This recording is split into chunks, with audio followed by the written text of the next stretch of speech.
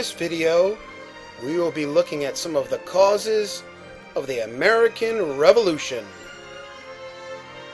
So make sure and take good notes, pay attention, and write down any questions you might have. May the Force be with you.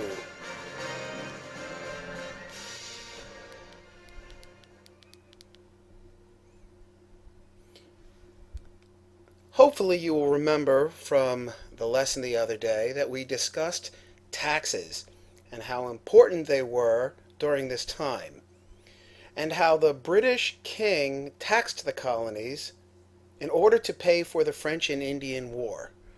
We discussed that taxes are money collected by the government, in this case from the colonists. Not only did the British Empire collect taxes, but they didn't give the colonists any representation. In other words, the colonists had no voice in saying where the tax money went. This, of course, is called taxation without representation, and it's not fair. The colonists knew this. They wanted representation in Great Britain, and they wouldn't be happy until they got it.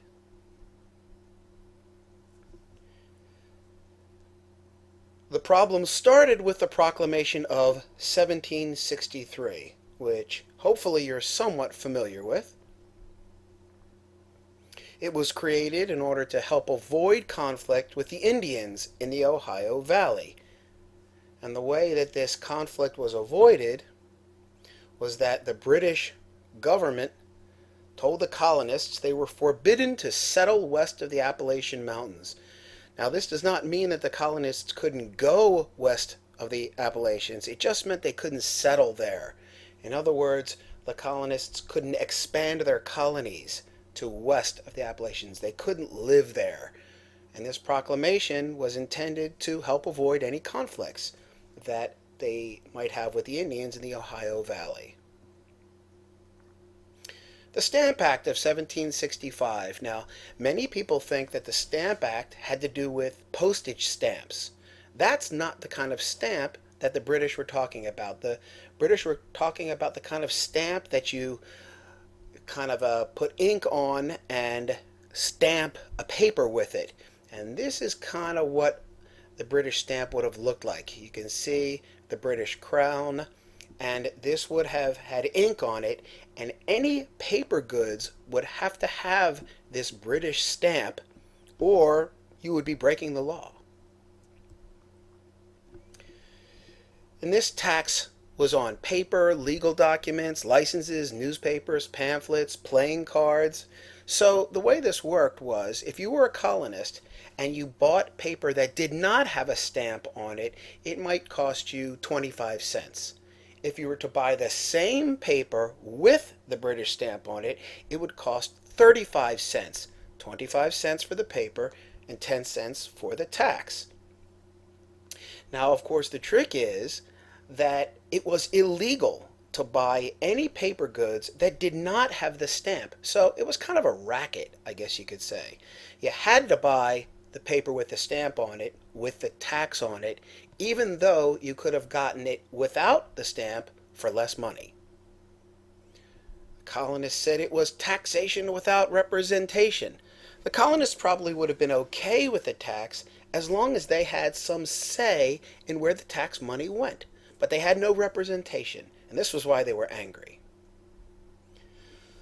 So the response of the colonists was to riot. In other words, cause great fights, and they were angry, and they were throwing things in the streets, and they were harassing tax collectors and grabbing these men and beating them up and tar and feathering them and being pretty cruel.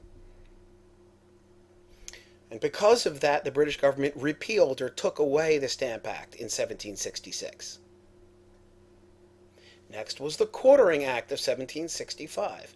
The colonists had to provide housing, bedding, candles, and beverages for British soldiers. New York refused to do this, so the king dismissed or disbanded their assembly. The New York Assembly was that group of men that made the laws for the colony of New York. And They refused to follow the Quartering Act, so the king said, if you in New York meet, you will be breaking the law and you will be arrested. Imagine what that must have been like for the colonists. Anytime British troops, 5, 6, 8, 10, 15 men, wanted to come into your house, you had to let them. You had to let them sleep in your beds and eat at your dining room table.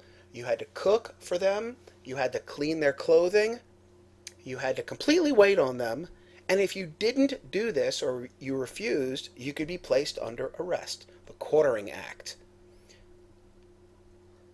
Next was the Townshend Acts of 1767. This put a tax on glass, lead, paints, paper, and tea.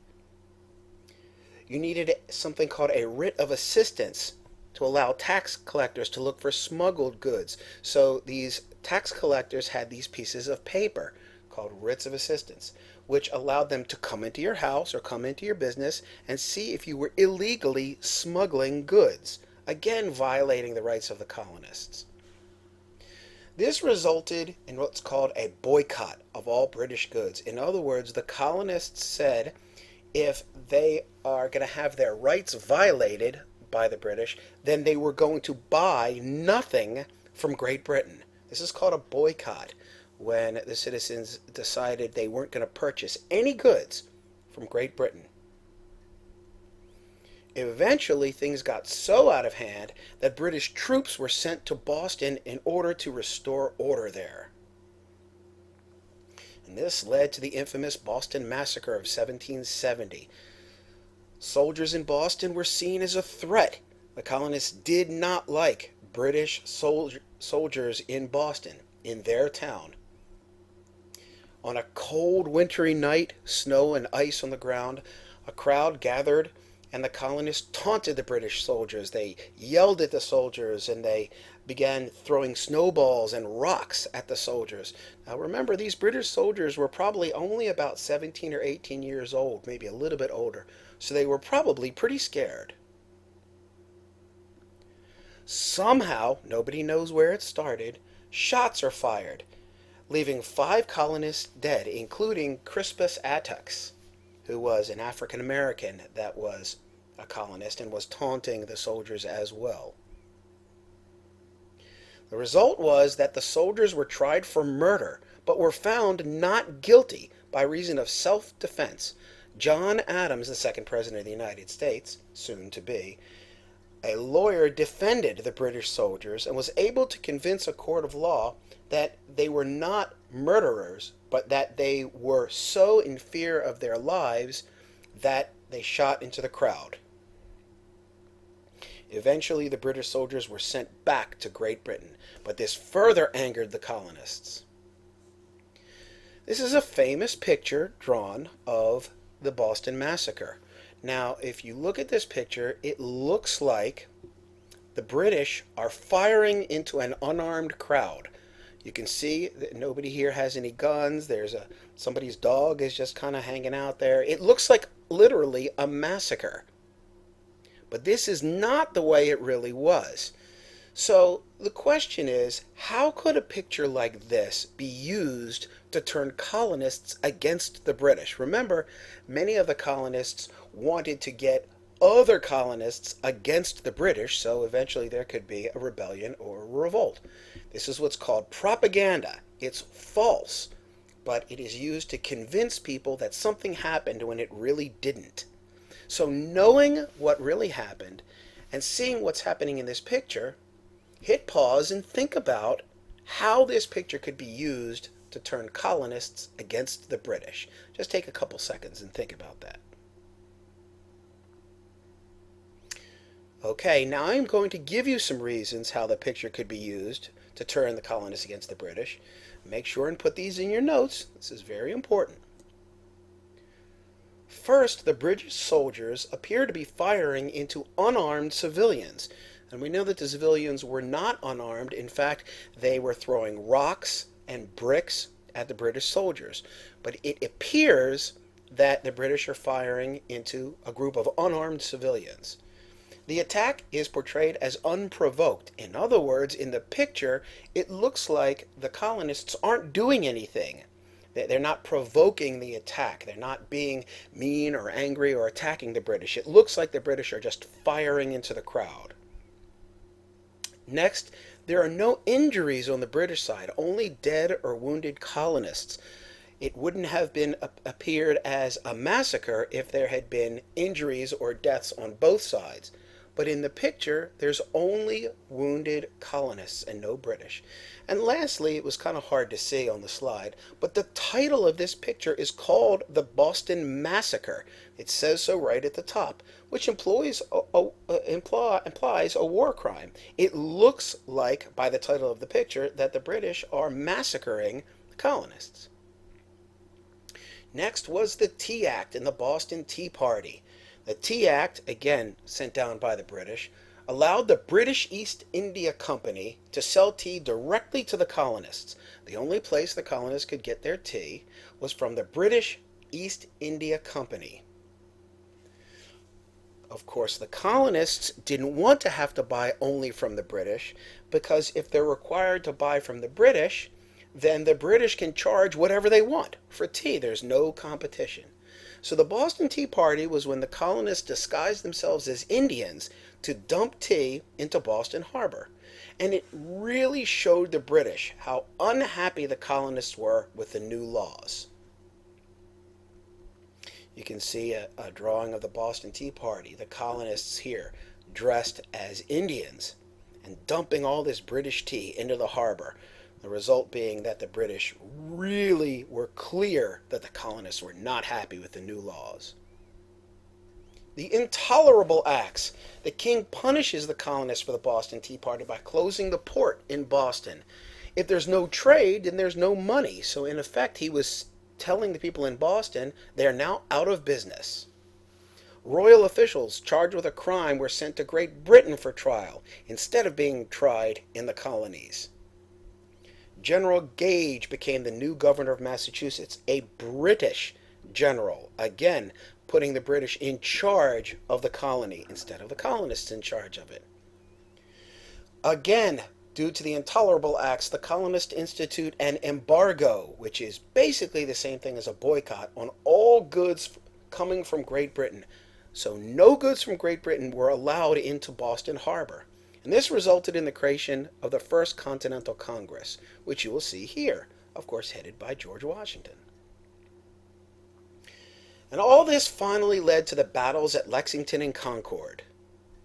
General Gage learns that the colonists were storing a stockpile of weapons in Concord, Massachusetts. So he decides, General Gage does, that he's going to go to Concord and take those weapons from the colonists. But the Minutemen, colonial soldiers, were warned by Paul Revere, William Dawes, and Samuel Prescott. So the Minutemen, the colonial soldiers, knew the British were coming.